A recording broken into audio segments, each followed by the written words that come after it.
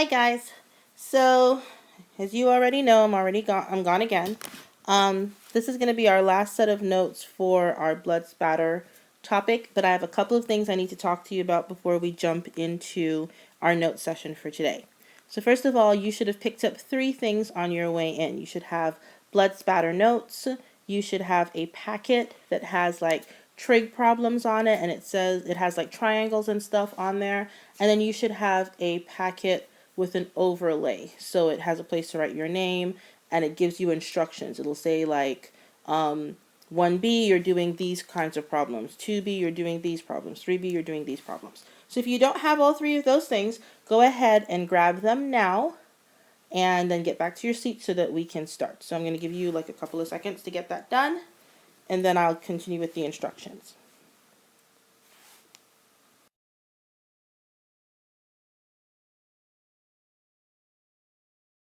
Okay, so here we go. Now, one thing I have to mention. The PowerPoint is fine. The PowerPoint is updated, but I printed the wrong set of spatter notes. It'll work fine for what you have to do, but I had updated those notes from last year. So the ones that you have in your hands are last year's version of the notes. So I might have to make some changes. Like as I'm going through and giving you these notes, I'm going to say things that I need you to change on that actual paper. The reason I didn't reprint new notes is because I'd already printed them and I'd already make copies, and I was not about to make 170 something plus additional copies because you have to do a little bit more writing, because you would notice that there's lots of blank space on this one. You have to fill in the majority of the work. So the goal is for you to get through all of your notes, get them all completed. After you get your notes, we're going to go over a little bit of trig practice, and then you're going to start working on those trig problems. Now, the packet with all the instructions on the front, that goes hand in hand with the trig problems. I will detail what you need to do on those at the end of the video. Another correction I need to make, and this is mostly due to Microsoft. Microsoft likes to autocorrect the word spatter and turn it into splatter. Now it is not blood splatter. So see how on your notes it says blood spatter? That is actually correct. The L that you are seeing on the PowerPoint is incorrect. So wherever you see splatter, just know it's supposed to be spatter, because I understand that might get confusing. I went through and tried to change some of them, but like I said, these are the old notes, so they may not all be changed. All right, so now that we've done our introduction, one more thing. I'm going to try and make the majority of the writing slides about 5 minutes long in an effort to give you a chance to write down as much as you can, and that way whoever is running the video doesn't have to keep pausing it over and over and over again. But you guys need to be quick. You need to write as quickly as you can.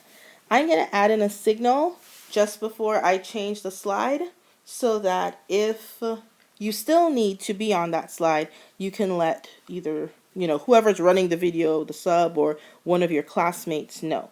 This is the sound and the signal that I'm going to add in. Hopefully I can find it. I'm going to try to add one of the lightsabers. So it looks like this, and it sounds like this. Okay, hopefully everyone can see the blue lightsaber that I'm now moving around. So I will press it, it'll make that sound, and I'll kind of move it around a little bit, and that is going to signal that your slide is about to change. So that being said,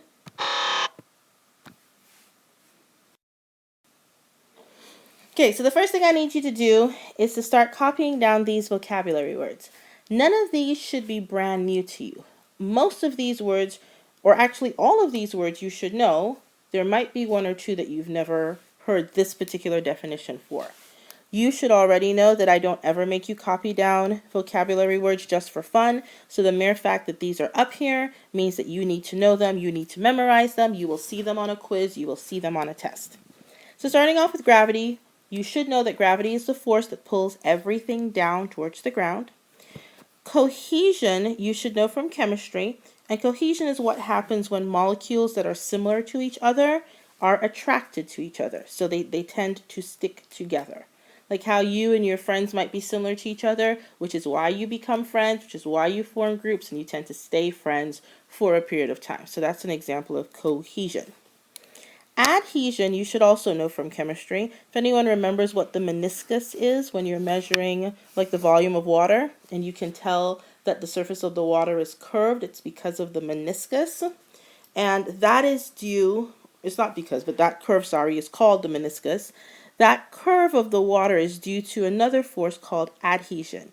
And adhesion is where molecules that are not similar to each other, that are unlike each other, are also attracted to each other and they try to stick together. So like that boy that your dad really hopes that you will stop dating, y'all have nothing in common, your dad thinks he's a bum, but you are still attracted to him. Adhesion. Okay, when we talk about satellites as far as blood goes, we're not talking about the ones floating around in space gathering radio waves. We are talking about when a drop of blood falls to the ground, as it falls quickly and with a lot of force, some of the blood breaks away from the main drop and like pitches off of it. So you end up with a big drop of blood and then lots of little drops of blood around it. Those little drops are called satellites, and you will have pictures of this in a little bit. Then there's velocity. And velocity is how quickly something moves over a given distance. So how quickly something changes its displacement. How fast do I move from point A to point B? That would be my velocity. Then the last one would be momentum, the effects of mass and velocity on a moving object. The more the mass, the faster you're traveling, the more momentum you have. So think of when you're little and you're swinging yourself on a swing set or at the playground or whatever.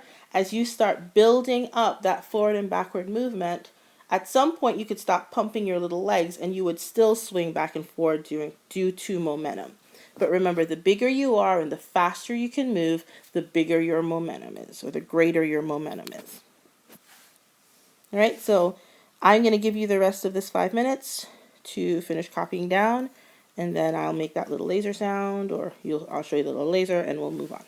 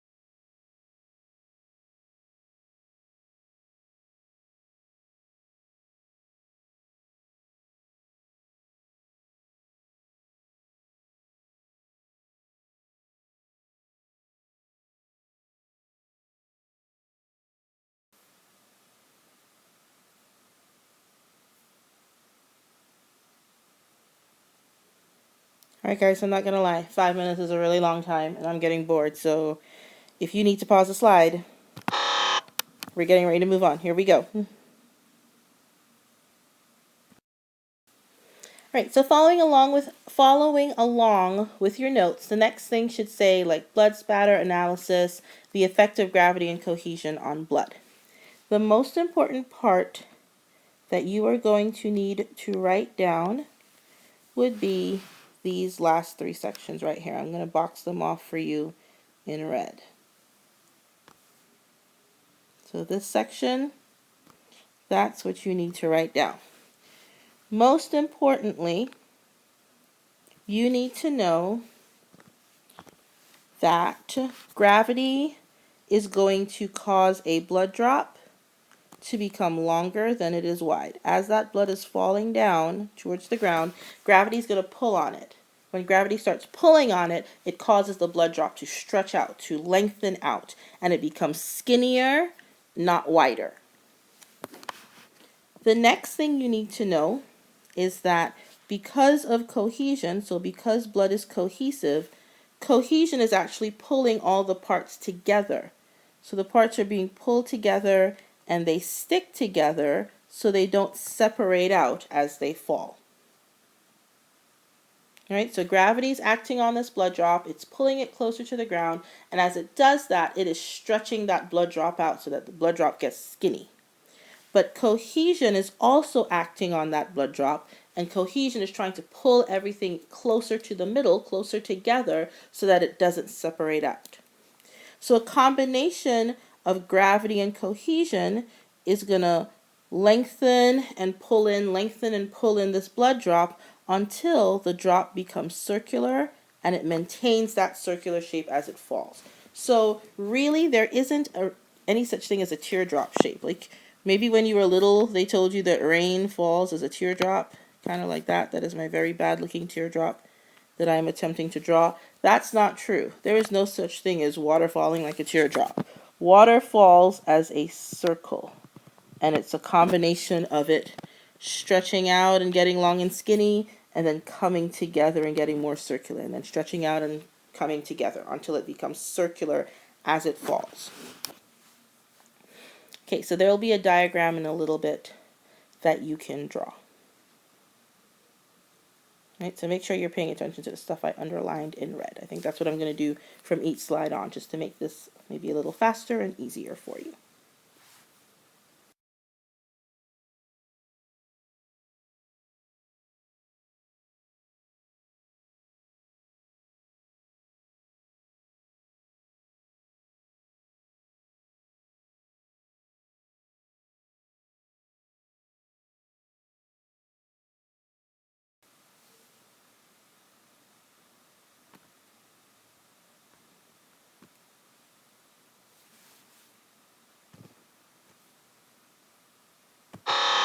All right, so if you need to change, go ahead and do that. Or, if you need to pause, go ahead and do that. All right, so this is the diagram that I would like you to draw. To be honest, what you need, oh, sorry, wrong pointer completely. What you need is, you don't have to draw the hand, but you need to draw how the blood falls, and you need to draw the arrow showing gravity, and then how cohesion works on this blood drop. So I'm going to clean up this drawing a little bit, and then this is what I want you to draw. So again, you need to draw in all the arrows, and then you need to draw how the blood is actually falling.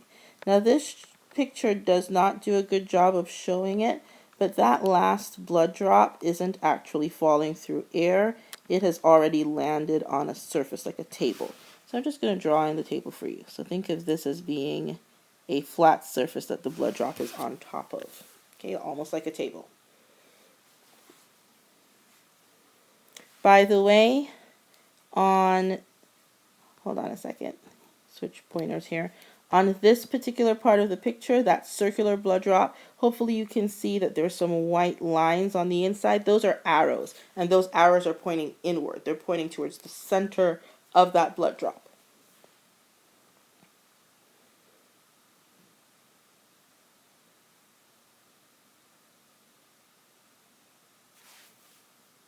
Okay, this picture right here you don't need to draw just yet. We will talk about this in a great deal of detail later on.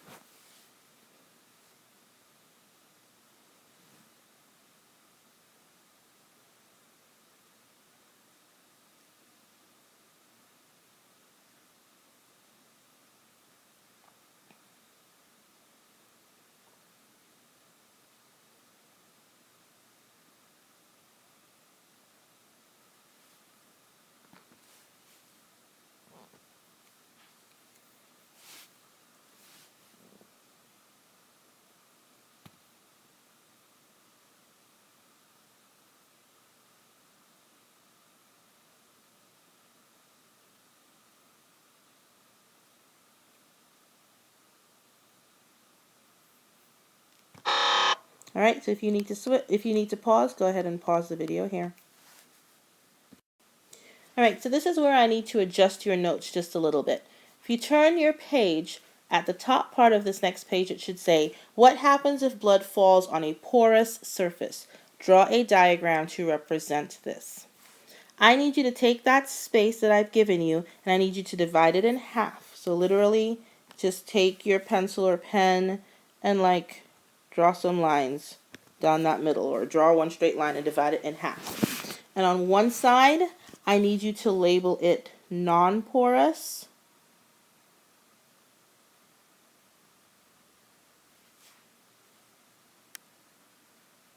And then on the other side, I need you to label it porous. Sorry, spelled porous wrong.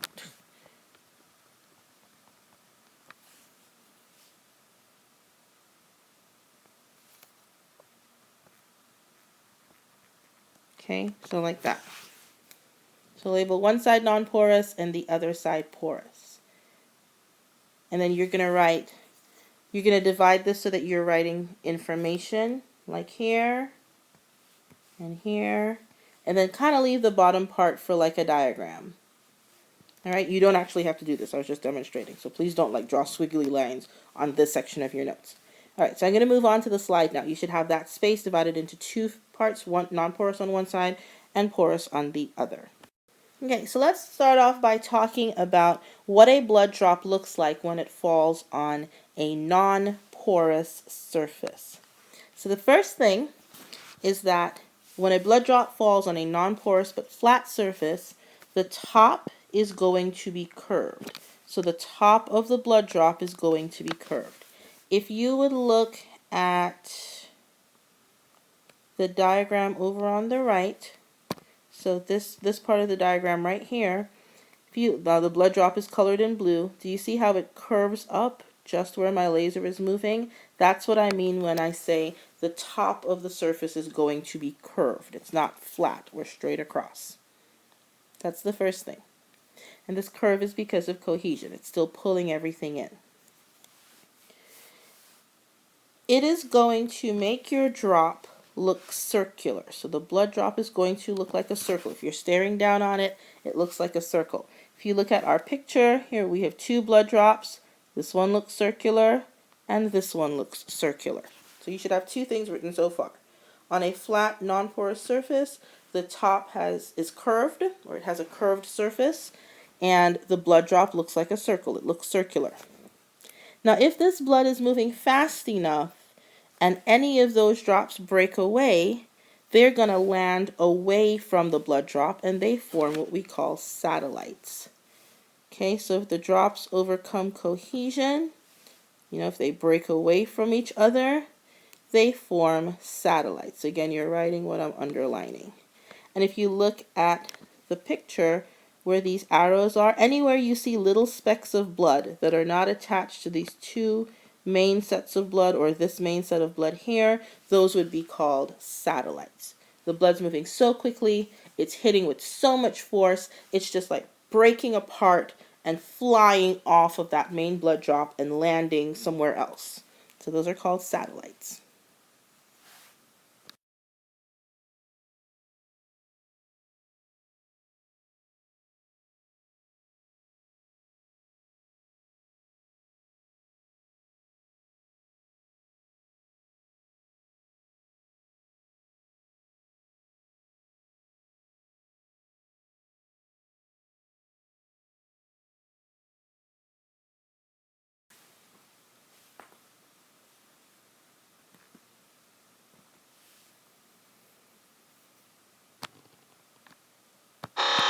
All right, so if you need to pause the slide, now would be the time to do so. So now we're going to talk about what blood looks like when it falls on a porous surface. So this would be like wood, or untreated wood that is, or paper or carpet or some kind of material. The blood drop still looks kind of circular, but on a porous surface, the big deal here is going to be that that surface is absorbent.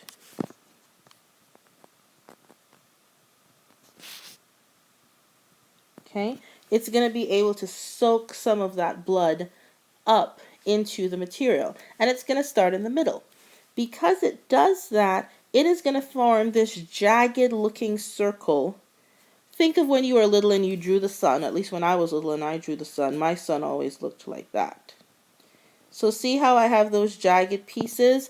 Those jagged pieces would be what we call spikes. Notice on the diagram that they are still attached to that main drop of blood. So that's the big thing for blood on a porous surface. The drop forms small spikes or extensions, and importantly, these spikes are still connected to the main drop of blood. So they haven't broken away like a satellite would. They are still held together on that main bit of blood, so they are a spike.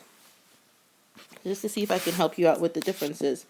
Look at what I'm drawing in here, and here, and here.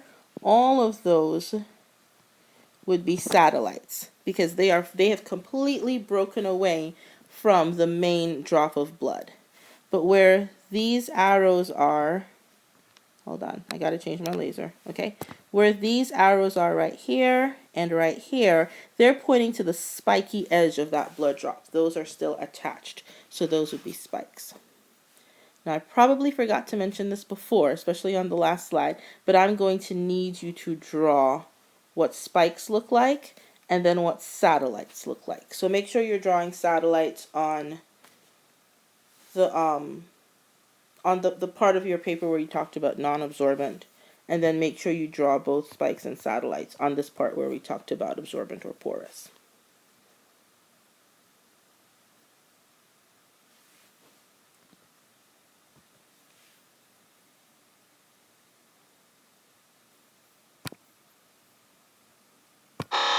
Alright, so if you need to pause, go ahead and do that.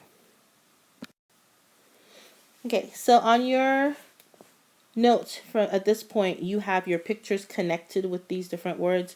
On the PowerPoint, you will just see the words and then we'll look at the pictures later.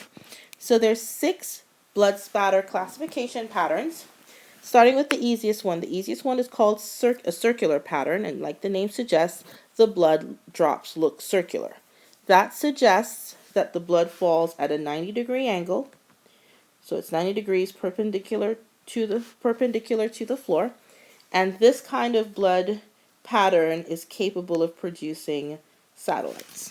Right, so you need to know that. The blood looks like a circle, it's falling at a 90-degree angle, and it produces secondary satellites.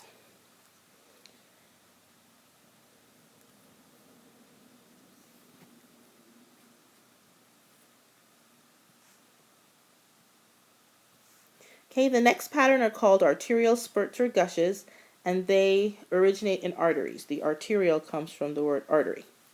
They are normally found on walls or on ceilings, and they're caused by the pumping action of the heart.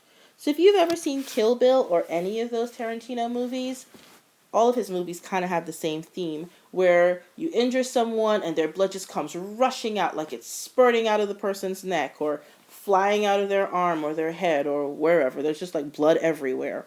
So that would be an example of an arterial spurt. If you think of your carotid artery, which is one of the main arteries that runs in your neck, it is pretty close to your heart.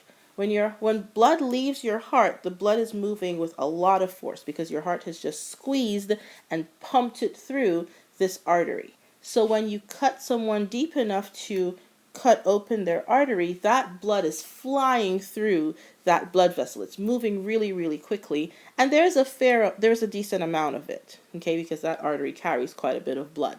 So if you're close enough to a wall, that blood is going to exit the body quickly and it's going to splash up on the wall.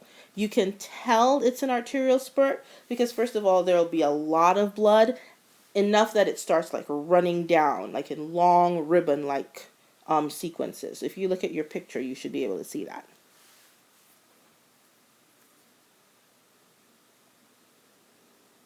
Okay, I have another correction here. On number 3, on your notes, it says slashes. I need you to cross that out and replace it with the word splashes. So the PowerPoint is right, the notes are wrong. So the third pattern are called splash patterns or splashes, And again, it's normally from a part of the body that's going to bleed a decent amount. And their characteristic shape is that they look like exclamation points. So it's not as much blood as a spurt, because if you look at your picture, you'd notice that while there is some, the blood is running down a little bit, it's not like completely running off the wall the way the picture is for number 2. So there is some blood, and it runs, and as it cools and congeals, it kind of sticks to the wall, and it forms this kind of exclamation point like looking structure.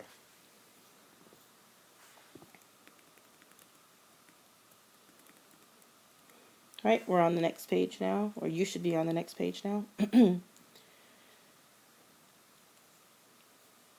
next pattern is called a smear, and smears are left by the victim, so that's important to know. And when we say left by the victim, meaning like they've transferred the blood themselves. So the smear is left by the victim as they brush up against a wall or furniture. So you shoot someone in their arm, and their arm is covered in blood, and they brush up against the wall, that it will leave a blood pattern on that wall because of the part of their body that touched it. So for this one, the blood isn't exiting the body on out of force. It got transferred because you leaned against a wall, a door, or something, and you left blood there.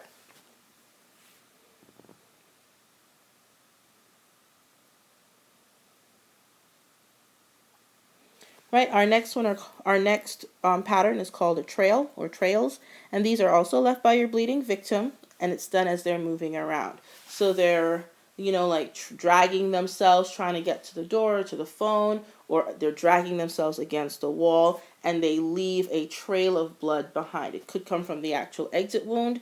It could come from their bloody fingers. This can also be left by the perpetrator if the person's already dead and they're trying to move the body. So you could see a trail of blood as they drag the body from one part of the house or wherever to another part of the house. It's easy for trails to look like other patterns, especially depending on how active the person is as they are being moved. All right, the last category of patterns would be pools, and pools form around victims that are bleeding heavily and have been left in place for a long time. Okay, so you got shot in your head and you fell to the ground as, you died and you fell to the ground and no one moved your body. There will be a pool of blood around your head and like your shoulder region until you get moved.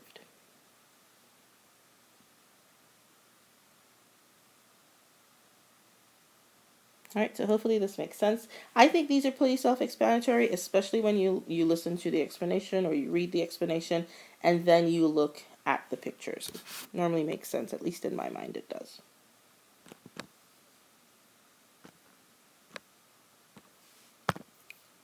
All right, so if you need to pause, go ahead and do that. All right, so these are just the same pictures that you have that went hand in hand with, this section. So I'm not going to go over these because you can look at these yourself. Okay, so our next question in your notes asks, what kind of information can investigators get from blood spatter patterns? The first bit of information they can get comes from the size and shape of the blood drop, and you can tell the direction from where the blood originated. So that's the very first thing that you can tell from blood spatter. You're looking at the size and shape of the blood drop, and you can tell which direction that blood was traveling in.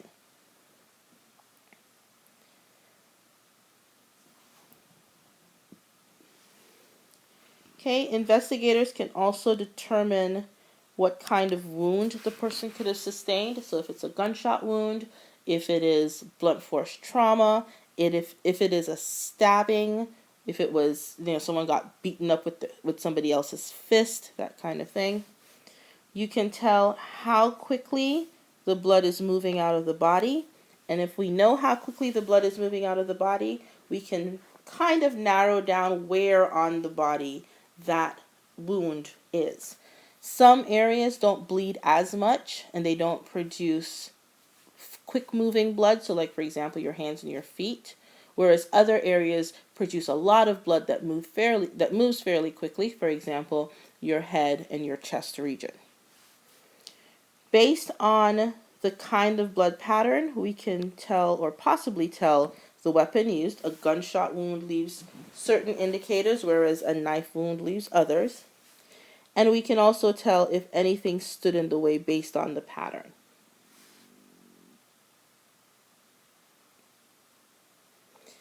Okay, the next thing that we can do is we can determine the angle. Whoops, sorry, that went wrong. Okay, we can determine the angle of impact of the blood drops, and that helps us to figure out where our victim was standing, and from that we can figure out where our perp was standing. And we use a lot of math relationships, especially trig relationships, dealing with width and length of the point of origin in order to figure all of these things out.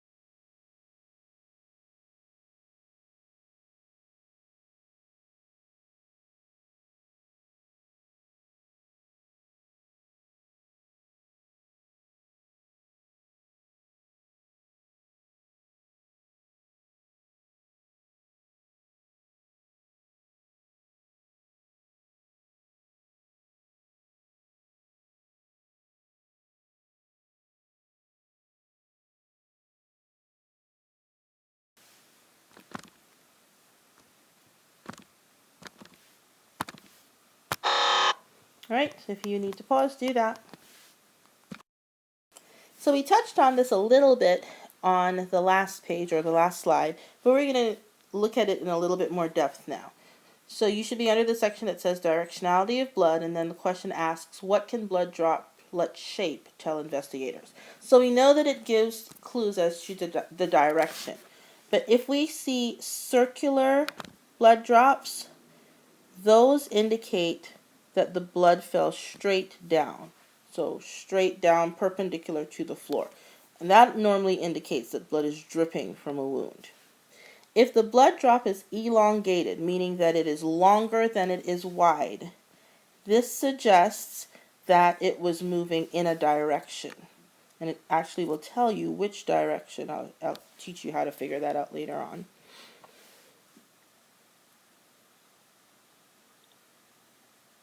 Now, due to momentum, there could be something called cast off from the original blood. And I think in this section I ask you to draw the diagram, but then I actually give you the diagram on the page. So the only thing I need you to do would be to write this definition for me. So cast off would be blood stains that are created when blood is thrown or released from an object that is covered in blood.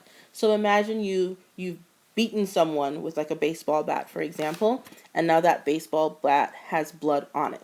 You're continuing to swing at the person's head or wherever it is you're hitting them, and as you move that bat in to hit the person again or move it away to get ready for another swing, the blood that's already on the bat gets thrown off onto the walls or onto the ceiling.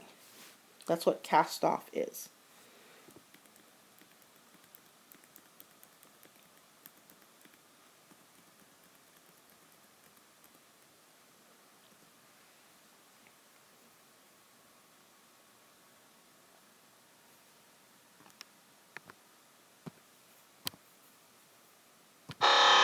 All right, if you need to pause, feel free to do that.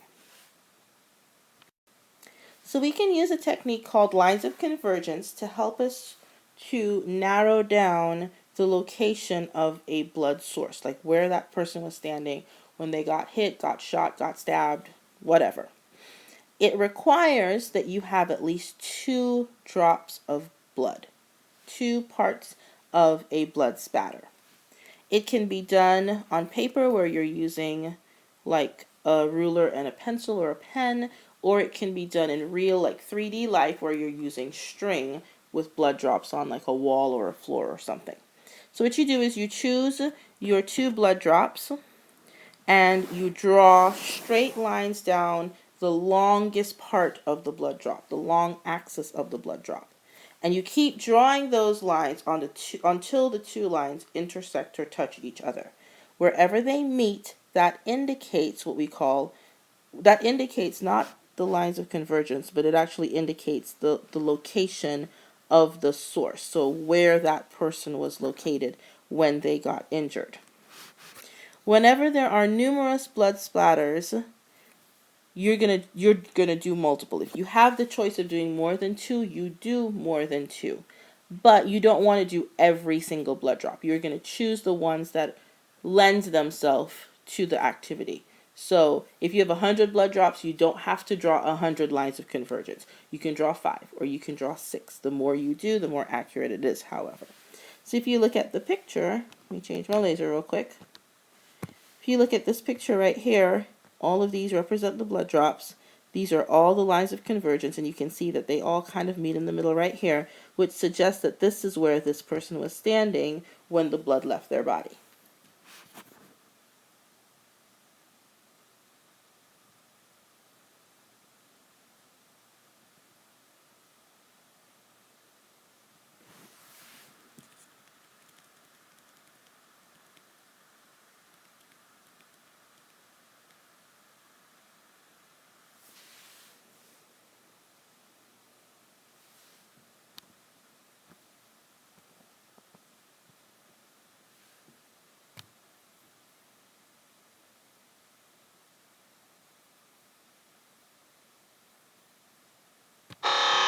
Okay?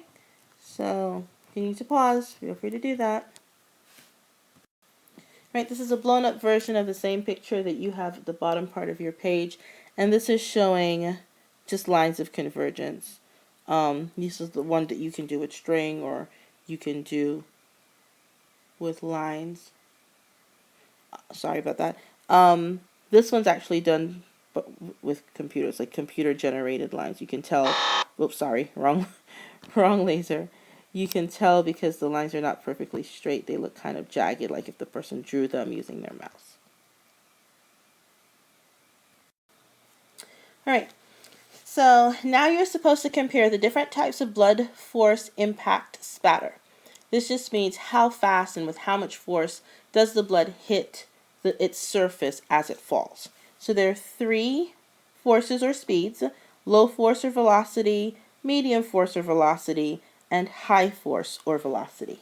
Starting with low, low just means that the blood is falling at the speed of normal gravity. It's not falling faster than gravity, it's not falling slower than gravity. The blood tends to stay together because it's falling so slowly, and it's normally falling from an open wound in a situation like this.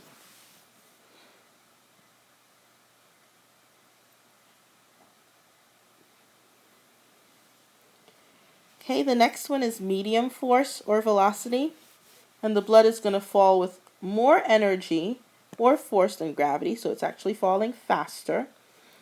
And the force of impact, like when it actually hits the ground or hits the wall, it hits with enough force to break that one blood drop up into smaller sized blood drops. So instead of having one fairly big blood drop, you end up with 2 or 3 or 4 smaller blood drops.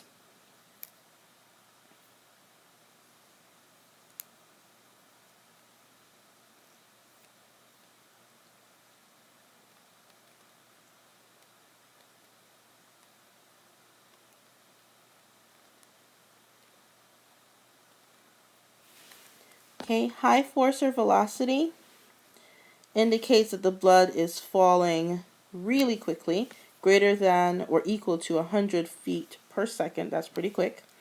And when it hits, it's moving so quickly that that blood drop breaks up into lots and lots of really tiny little pieces, and it takes on this mist-like appearance.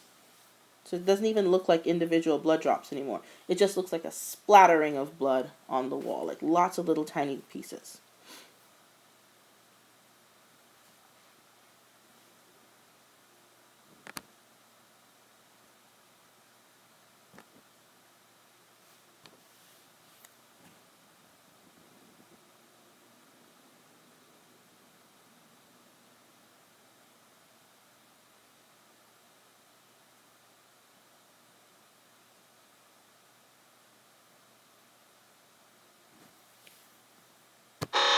All right, if you need to pause, do it. Okay, this is the exact same table you have at the bottom of your notes. These are already filled out for you. It goes over most of the same information that you just wrote down. It just gives you some visuals to go with it. Excuse me, sorry guys. So the only thing that this talks about that you didn't physically write down would be like this. Oh, sorry, wrong laser. Would be the size of the blood drops. So for example, if blood is moving at low velocity, look at how much bigger it is. Okay, so it's about 4 to 6 millimeters at low velocity. This is a picture of what it would look like. It's falling at about 5 feet per second. And an example of an injury that would cause this kind of blood pattern would be blunt object impact. So in other words, blunt force trauma. I'm hitting you with a baseball bat or a golf club or something like that. At medium velocity, the blood drops are between 1 and 4 millimeters big, so smaller than low for sure. You get more of them based on the picture. It's falling faster at 25 feet per second, and this would be the injuries that this would be characteristic of would be a stabbing or a beating. And when they say beating, they mean like you've punched someone. You're beating them up with your fists. Then at high velocity, the blood drops get really small. They're not even 1 millimeter. And by the way, 1 millimeter is pretty small. They're even smaller than 1 millimeter. So they take on this mist-like appearance that I was talking about. And the velocity of the blood is about 100 feet per second. So that's pretty quick. And examples of these kinds of injuries would be gunshot wounds. Okay, so we are done with notes for right now. I hope it was fairly easy and, didn't take forever. I'm going to walk you through the trig stuff a little bit, and then I will leave you to work on it, to get it done. If you run out of time, here's my expectation. I expect at least that very first trig packet to be done based on my instructions. Now, you are never responsible for all of the questions. Like on that first packet, I believe there are 20 questions. I believe I ask you to only do half of them. So depending on what class you are in, if you read your answer sheet packet, it'll tell you, like I think 1B you're doing like the first 10 or maybe only the odds or the evens or something like that. But you're not doing all 20 of the questions on the first packet. You're not doing all of the questions on any of the packets. You're only doing about half of them. So you should be fine. My expectation is that when I see you guys on Tuesday of next week, you will have done however many you are supposed to do for packet number 1. And there will be time in class to work on part 2 and part 3. I understand that this is your prom weekend. I don't expect you to do homework on your prom weekend, but I expect you to work while you are in my classroom today. So if you look at that first set of problems, you should notice, well, first of all, I think the instructions ask you to determine whether or not those triangles are right-angled triangles. Okay, so right angle just means that the triangle has a 90-degree angle in there somewhere. Well, not somewhere. So here's your triangle. This angle right there should be 90 degrees. This would make this a right triangle. Now, you should have a number on each side. So it might say like 23 and 4 and 7. And then right here, there should be a question mark. Okay. Please note these triangles are not drawn to scale. So I know they all look like they are right triangles, but they may not be. You are going to use Pythagorean theorem to figure out whether they're right triangles or not. So you're working with the formula that says a squared plus b squared is equal to c squared. In other words, this side and this side, when squared, should be equal to this side. Does that make sense? Hopefully that makes sense. So if you use this formula, you added these together, and then you worked out your square roots, if this really is a right triangle, these numbers, once plugged into this formula, would give you this number here. If it does not equal this number, then it is not a right triangle. So On your answer sheet, I would like you to redraw the triangle from the packet. Show me your working. Show me which numbers would be a squared and b squared. Rearrange them, and then based on your answer, you need to write not, like yes or no. So if it's not a triangle, you'll write no. But if it's not a right triangle, sorry, you will write no. But if it is a right triangle, you will write yes. Right, and then the rest of them we will do on Tuesday. If you happen to finish quickly and you want to move on to that second packet, the second packet is going to be a combination of these kinds of questions. So some of them you're going to tell me if it's a right triangle or not, because it'll have all the necessary numbers. And then on some of the other problems, you will be missing a number. So it might have like a question mark there and give you two numbers. And you will need to use these two numbers to figure out what the length of this side of the triangle would be. At all times, you are using this formula because it's Pythagoras theorem. A squared plus b squared equals c squared. I'm really hoping that you guys can do this. It shouldn't be too bad. I mean, you've had math classes. So good luck. Have a great day. And if you come to prom tomorrow, I will see you at prom. Bye, guys. Whoops.